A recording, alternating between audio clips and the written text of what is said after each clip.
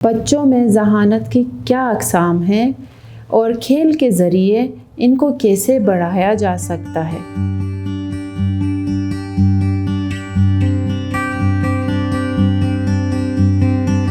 بسم اللہ الرحمن الرحیم۔ السلام علیکم، میں موسمی ہوں۔ Welcome to my channel. ذہانت کے کئی اقسام ہیں۔ پرانے زمانے میں کہتے تھے کہ ذہانت کے 2 قسم ہیں، ایک عملی طور پہ نظر آتی ہے اور ایک صرف سوچ میں ہے۔ لیکن آج کل کے ماہرین کا کہنا ہے کہ ذہانت کا کم از کم 60 قسم ہیں۔ یہ 60 قسم نئی اقسام سے الگ ہے، جیسے IQ، جیسے میڈیا انٹیلیجنس وغیرہ۔ اصل میں 8 قسم ہیں جو کھیل ان 8 قسم کی ذہانت کی مدد کرتا ہے۔ آپ نے دیکھا ہوگا کچھ بچے ایون کلاس روم میں جہاں ان کو آرام سے بیٹھنا چاہیے، ٹیچر کی بات سننا چاہیے، وہ نہیں بیٹھ سکتے۔ وہ ہر وقت بات کرنے میں ہوتے ہیں، ہر وقت چھلانگ مارنے میں، کودنے میں، مستی کرنے میں مصروف ہوتے ہیں۔ ان بچوں کے لیے آپ ایک اگر پرسکون کلاس روم رکھیں گے تو آپ ان کو کچھ نہیں سکھا پائیں گے، ان کے لیے فائدہ مند کلاس نہیں ہوگی۔ اگر ان کو ایک ایسی کلاس میں بٹھایا جائے جس میں ان کو تھوڑا بہت ہلنا، چیزوں کو ادھر سے ادھر رکھنا یا آرام سے تھوڑی بہت مستی کرنا الاؤڈ ہو تو آپ ان کو کچھ سکھا پائیں گے، کیونکہ یہ بچے چلتے وقت سوچتے ہیں اور آپ نوٹ کریں سائیکل پہ بیٹھتے وقت مسائل کو حل کرتے ہیں۔ ان کو مسائل کا حل سامنے آتا ہے کہ اس مسئلے کا حل کیا ہے، تو ان کے لیے ایک پرسکون کلاس ہماری مددگار نہیں ہے، اس کی صلاحیت نہیں رکھتی ہے کہ ان کو کچھ سکھا پائے۔ تو آپ دیکھ سکتے ہیں کہ ذہانت جسمانی موومنٹ سے کافی وابستہ ہے، تو ہم کہہ سکتے ہیں کہ ایک جسمانی ذہانت ہے ہمارے پاس، ایک جسمانی ہوشیاری ہے۔ اس کی ہم 2 قسم کرتے ہیں۔ سب سے پہلے چیزوں کے ساتھ کام کرنے کی صلاحیت، ایک بچے کو پتہ ہو کہ اس چیز کو کیسے یوز کرتے ہیں، اور دوسری بات انگلی، ہاتھ یا پورے بدن کو صحیح طرح سے استعمال کرنا۔ ان دونوں صلاحیتوں کو یوز کرنے کے لیے دماغ میں الگ الگ ڈپارٹمنٹ ہیں، لیکن یہ 2 ہنر بہت ہی ایک دوسرے سے اٹیچ ہے، جیسے کہ بند آنکھوں سے چیزوں کو چھونا، بال پھینکنا یا پتنگ اڑانا۔ یہ کھیل بچوں میں ذہانت کو بڑھا دیتے ہیں۔ اب ہم نے پتنگ کی بات کی، ایک بچے کے ہاتھ میں اگر آپ پتنگ دے رہے ہیں اڑانے کے لیے تو شروع میں شاید اس کو نہیں آتا ہو کہ کس طرح اس کو اڑانا چاہیے، لیکن بعد میں وہ جان لے گا کہ کب یہ دھاگا سختی سے اسے پکڑنا ہوگا یا اس دھاگے کو چھوڑنا ہوگا، کس طرح دھاگے کو پیچھے لینا ہوگا، کس طرح دھاگے کو آگے چھوڑنا ہوگا۔ اس سے یہ ہوگا کہ وہ کھلونا اس کے کنٹرول میں ہے، وہ کھلونے کے کنٹرول میں نہیں ہے۔ بچہ ہمارے کھیل میں ہے لیکن کھیل کو وہ خود کنٹرول کر رہا ہے۔ شاید آپ یہ کہیں گے کہ جو بچے یہ کھیل نہیں کھیلتے ہیں وہ بھی انجینئر بنتے ہیں، وہ بھی ٹیچرز بنتے ہیں، وہ بھی بڑے ہو کے کچھ نہ کچھ تو بن جاتے ہیں، اور ہمارے بچے بھی کھیل کے باوجود وہی کام کرتے ہیں جو باقی جو بچے نہیں کھیلتے ہیں وہی کرتے ہیں۔ لیکن ان میں بہت فرق ہے۔ ان میں فرق کہاں نظر آتی ہے؟ جہاں بچوں کو جب بڑے ہو جاتے ہیں پروگرام یا شیڈول نہیں ملتا ہے۔ جو بچے کھیلتے ہیں بچپن میں، وہ اگر ان کو پروگرام نہ ملے، ان کو روٹین پروگرام نہ ملے، وہ اتنا ذہین ہے، اتنا ہوشیار ہے کہ خود مختار ہے، اپنا کام آرام سے آگے لے جا سکتے ہیں، نتیجہ تک پہنچ سکتے ہیں۔ لیکن جو بچے بچپن میں نہیں کھیلتے ہیں وہ پھنس جاتے ہیں، رک جاتے ہیں، ایک رکاوٹ آنے پہ ان کا کام آگے نہیں جاتا، ان کی زندگی اسی رکاوٹ کے پیچھے رک جاتی ہے۔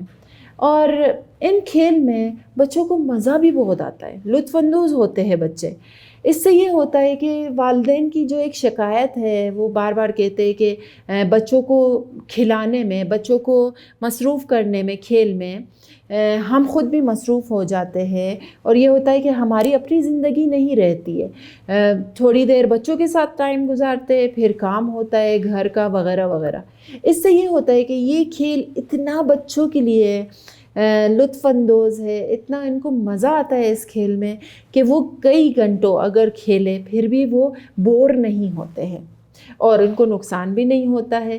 اس سے یہ ہوتا ہے کہ آپ آرام سے اپنی زندگی دیکھ سکتے ہیں، اپنا جو ایک پروگرام بنا سکتے ہیں، انجوائمنٹ اپنی انڈیویجول لائف گزار سکتے ہیں۔ ماہرین نفسیات کا ماننا ہے کہ جسمانی سرگرمی سے ہوشیاری صلاحیت کافی وابستہ اور اٹیچ ہے۔ سقراط جب اپنے طلباء کو اپنے خیالات سمجھاتا تھا تو وہ ان کے ساتھ ایتھنز کے ایک اسٹیڈیم میں چل قدمی کرتا تھا، چلتے تھے ایک دوسرے کے ساتھ اور ان کو اپنی نظریات سمجھاتا تھا۔ ایمانوئل کینٹ ہر صبح سویرے اٹھتے ہی دریا تک پیدل جاتا تھا، اور اس کا کہنا ہے کہ اس نے اپنا فلسفہ کی منصوبہ بندی اسی راستے میں بنایا ہے۔ ہم نے ایک ذہانت دیکھ لی، جسمانی ذہانت، اب زبانی ذہانت دیکھتے ہیں۔ زبانی ذہانت سے کیا مراد؟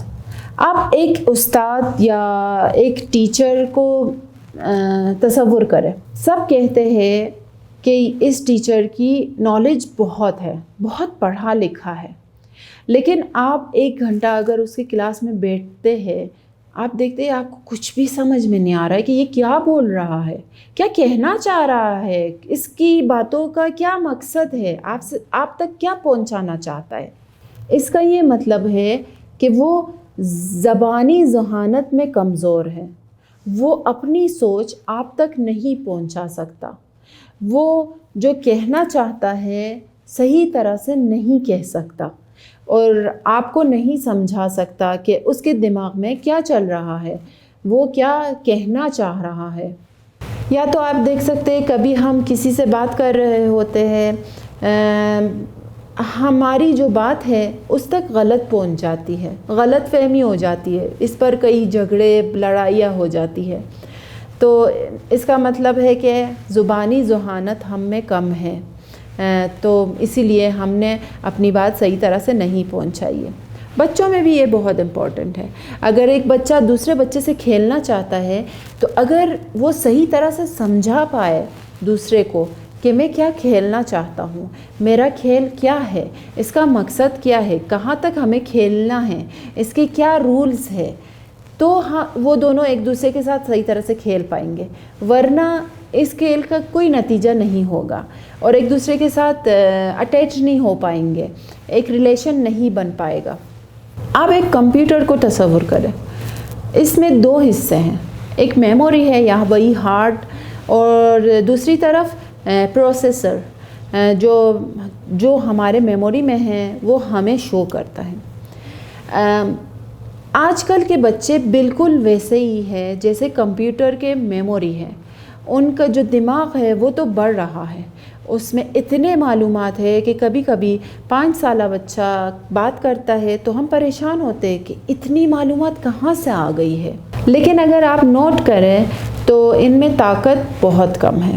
بچوں کے کھیل میں آج کل اگر آپ دیکھ لیں تو لڑائی جھگڑا بہت ہوتا ہے۔ پرانے زمانے میں اگر آپ کو یاد ہو، ہمارے بچپن میں ہم کھیلا کرتے تھے اپنے ساتھیوں کے ساتھ کئی گھنٹے، لڑائی نہیں ہوتی تھی اتنی جتنی آج ہوتی ہے۔ آج کل بچے 1-2 گھنٹے سے زیادہ ایک دوسرے کے ساتھ ٹائم نہیں گزار سکتے ہیں، اس کا کیا وجہ ہے؟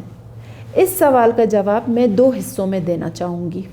سب سے پہلی بات، بچے ایک دوسرے سے صحیح طرح ٹائم نہیں گزارتے ہیں، ایک دوسرے کے ساتھ زیادہ نہیں بیٹھتے ہیں، نہیں ہوتے ہیں، تو وہ ایک دوسرے کے ساتھ ریلیشن میں نہیں ہوتے، ان کو نہیں پتہ ہوتا ہے ایک دوسرے سے کس طرح بیہیو کرنا چاہیے، کس طرح بات کرنی چاہیے۔ اور دوسری بات، بچے ٹی وی دیکھتے ہیں، زیادہ حد سے زیادہ ٹی وی دیکھتے ہیں۔ ٹی وی دیکھنے سے کیا ہوتا ہے، بچوں کے دماغ میں زیادہ انٹری آتی ہے لیکن وہ کسی کو نہیں بتا پاتے ہیں کیونکہ ایک سائڈ سے ہے. ٹی وی صرف دکھاتا ہے, کچھ ریسیو نہیں کرتا ہے. اگر بچہ کچھ بولے گا یا کچھ کرے گا, ٹی وی نہ دیکھ سکتا ہے, نہ جواب دے سکتا ہے, نہ بول سکتا ہے, نہ سن سکتا ہے. اور اس کی ایک اور وجہ ٹی وی کا ایک اور مسئلہ جو ہے, بچے کم سوتے ہیں. جو بچے زیادہ ٹی وی دیکھتے ہیں وہ بچے کم سوتے ہیں. تو اس سے یہ ہوتا ہے کہ وہ ان میں طاقت کم ہوتی ہے, برداشت کم ہوتی ہے. ہم نے پچھلے حصے میں آپ سے کہا کہ ذہانت کا ایک حصہ زبانی ذہانت ہے. اس میں ہم نے ایک سوال پوچھا اور اس کا جواب دیا کہ 2 وجوہات ہے بچوں کا ایک دوسرے سے زیادہ نہ کھیلنے کا. ایک وجہ یہ تھی کہ بچے ایک دوسرے کے ساتھ زیادہ نہیں ہیں. اسے کہتے ہیں باہمی ذہانت, باہمی شعور. ایک بچے کو پتہ ہو کہ ایک دوسرے کے ساتھ کس طرح بیہیو کرنا چاہیے. بات کرنا ایک مسئلہ ہے, بیہیو کرنا ایک مسئلہ ہے. اگر ایک دوسرے سے تعلقات نہیں بنا پاتے ہیں تو ان میں اس کی کمزوری بھی ہو سکتی ہے. میں نے اپنے اسکول میں کہا ہے کہ جو ٹیچر کلاس روم سے باہر جائے اور یہ کہے کہ میں تم سب سے ناراض ہوں, اسٹوڈنٹس سے ناراض ہوں اور مجھے بہت برا لگا کہ تم لوگوں نے یہ بات کی ہے یا یہ حرکت کی ہے, اس کو اجازت نہیں ہے پھر سے واپس آنے کی. اور اس کی یہ وجہ ہے کہ ایک ٹیچر جو کچھ بچوں کا مسئلہ صحیح طرح سے نہیں سمجھ سکتا, اس کو سولو نہیں کر سکتا, بچوں کو برداشت نہیں کر سکتا ہے, تو وہ خود باہمی ذہانت میں کمزور ہے اور وہ بچوں کی باہمی ذہانت کو کبھی نہیں بڑھا سکتا ہے. ہم نے اس ویڈیو میں 3 قسم کی ذہانت آپ کو بتا دی. اگلے ویڈیو میں باقی 5 ذہانت کے بارے میں بات کریں گے. اگلی ویڈیو نہ چھوڑیے گا. اگر آپ بھی تعلیمی تربیت کو جاری رکھنا چاہتے ہیں تو چینل کو سبسکرائب کریں اور اس ویڈیو کے بارے میں ہمیں اپنی رائے دیں. بہت شکریہ.